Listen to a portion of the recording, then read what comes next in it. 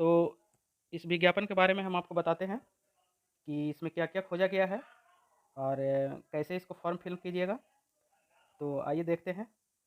तो यहाँ से देखिए Uttar Pradesh power corporation limited इसके समस्त डिस्कॉम, केस्को एवं Uttar Pradesh power transmission corporation limited transco हेतु समूह ग के अंतर्गत सहायक लेखाकार ये देखिए यहाँ पर लिखा हुआ है, सहायक लेखाकार के निम्नलिखित श्रेणीवार रिक्ति पदों के सीधी भर्ती के माध्यम से प्रतियोगिता परीक्षा द्वारा चयन हेतु निर्धारित अर्हता रखने वाले भारतीय नागरिकों से आवेदन केवल ऑनलाइन के माध्यम के द्वारा आमंत्रित है। ये जो फॉर्म जो भरागा दोस्तों, ये सिर्फ ऑनलाइन के माध्यम से ही इसको भर सकते हैं।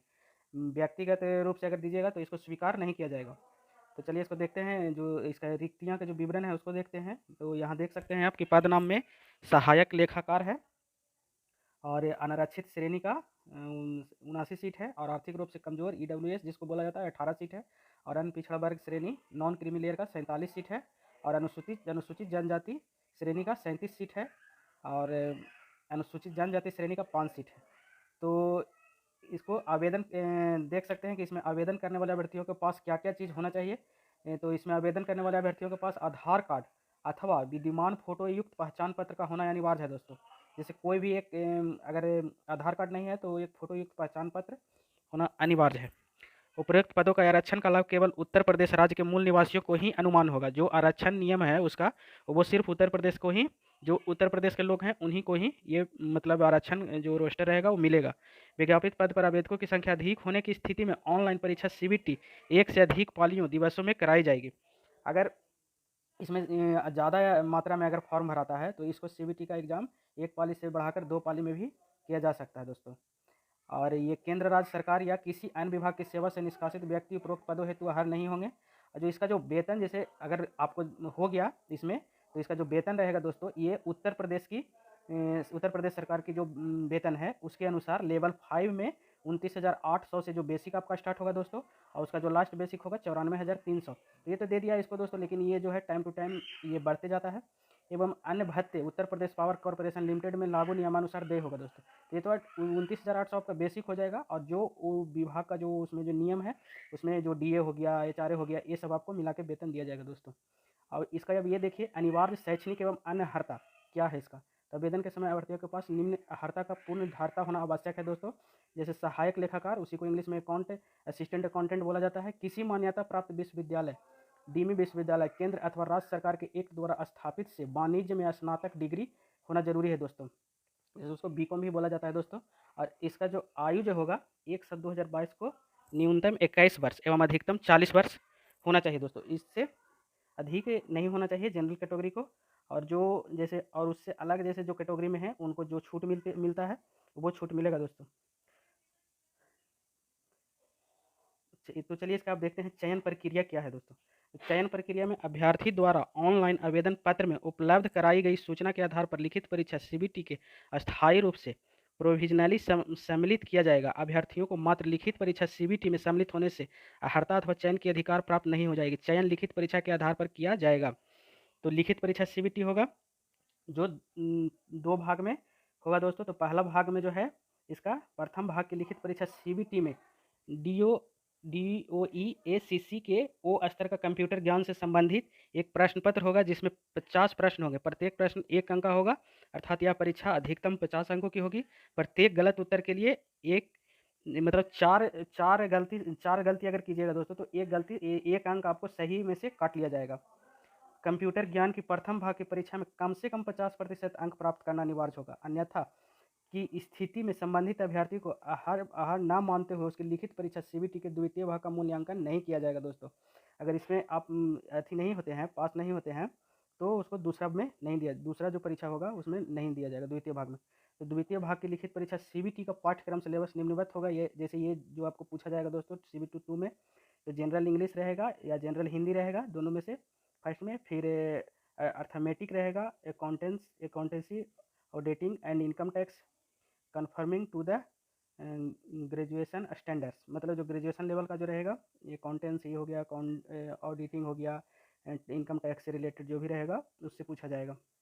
और ये देखिए ये अकाउंटेंसी से क्या क्या पूछा जाएगा ये आप इसका वेबसाइट पर जाकर डाउनलोड करके भी इसको देख सकते हैं। तो इसमें ये सारा देख सकते हैं, trading and profit loss accounts and balance sheet, bill of exchange, self balancing, leaders and sectional balancing, capital, revenue, receipt, payments, income accounts, ये सब इसमें रहेगा दोस्तों। फिर ऑडिटिंग एंड इनकम टैक्स में ये सब रहेगा, ऑब्जेक्ट ऑफ ऑडिट, ये हो गया income tax provisions, pertaining to income from salary and provisional related to chapter 6 of income tax act 1961, इससे भी रहेगा। और देखिए दोस्तों, इसमें जो बताया गया है प्रत्येक प्रश्न 1 अंक का होगा, अर्थात यह परीक्षा अधिकतम 150 अंक की होगी। और प्रत्येक गलत उत्तर के लिए वही सिस्टम इसमें भी लागू है दोस्तों, 4 गलती पर 1 अंक आपका सही में से काट लिया जाएगा।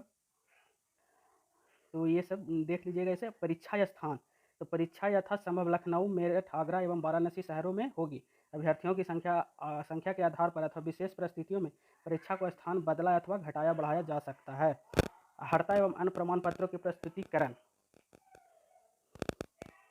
तो ये सब देख लीजिएगा दोस्तों। ये अनापत्ति प्रमाण पत्र, यदि कोई अभ्यर्थी किसी सरकारी अर्ध सरकारी विभाग में कार्यरत है तो उसे नियुक्ति के समय अपने विभागाध्यक्ष द्वारा निर्गत अनापत्ति प्रमाण पत्र प्रस्तुत करना आवश्यक है। अगर ये सी चीज़ है तो इसको देख लीजिएगा, विभागाध्यक्ष द्वारा निर्गत अनापत्ति प्रमाण पत्र प्रस्तुत करना आवश्यक होगा दोस्तों। चरित्र, अभ्यर्थी को अपने पिछले से शिक्षण संस्थान के प्रधानाचार्य एवं दो सम्मानित व्यक्तियों जो संबंधित न हो द्वारा निर्गत चरित्र प्रमाण पत्र नियुक्ति के समय प्रस्तुत करना होगा दोस्तों। वैवाहिक स्थिति, वैवाहिक स्थिति, ऐसी पुरुष महिला अभ्यर्थी जो विधि विरुद्ध एक से अधिक जीवित पति रखते हो, चयन हेतु हाथ नहीं होगा दोस्तों।